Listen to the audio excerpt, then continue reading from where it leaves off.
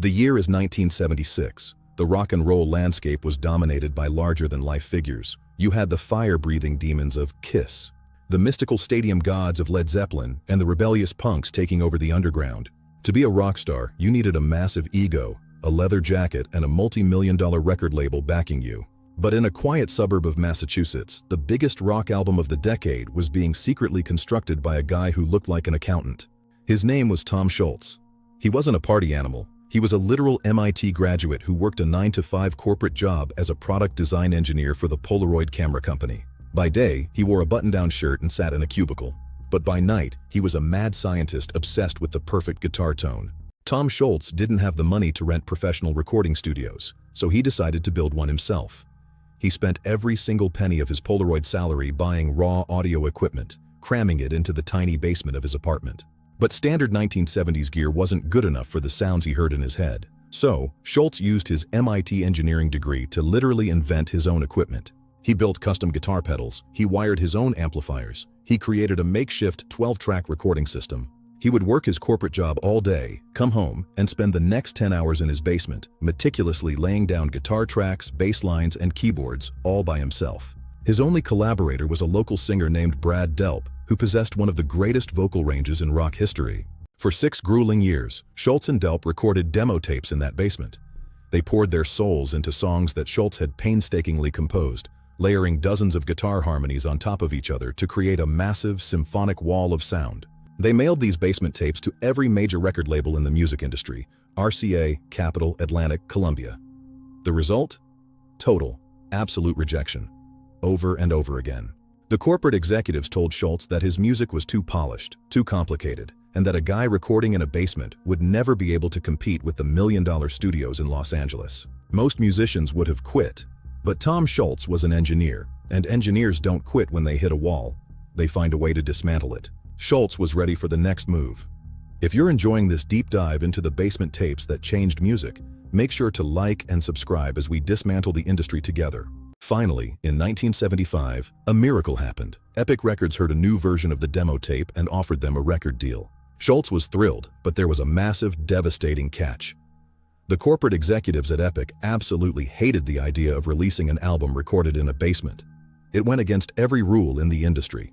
They demanded that Scholz take the band to a real professional studio in Los Angeles, hire a real multi-platinum producer, and re-record the entire album from scratch. If he didn't comply, the record deal was dead. Scholz was trapped. He knew that if he handed his songs over to a corporate producer, they would strip away his custom guitar tones and ruin his life's work. So, he devised one of the most brilliant deceptions in music history. Tom Scholz agreed to the label's demands. He told Epic Records, "Sure, we will record the album in Los Angeles." Epic flew the band's singer, Brad Delp, out to Hollywood and put him in an incredibly expensive, state-of-the-art studio with a famous producer. The label executives were happy, but what they didn't know was that Tom Scholz wasn't in Los Angeles. He had stayed behind in Massachusetts, locked inside his basement. While the label thought the entire band was recording in Hollywood, Scholz was secretly finalizing the exact same basement tapes the label had previously rejected. He was determined to prove that his homemade engineering was superior to their million-dollar facilities. The logistics of this trick were staggering.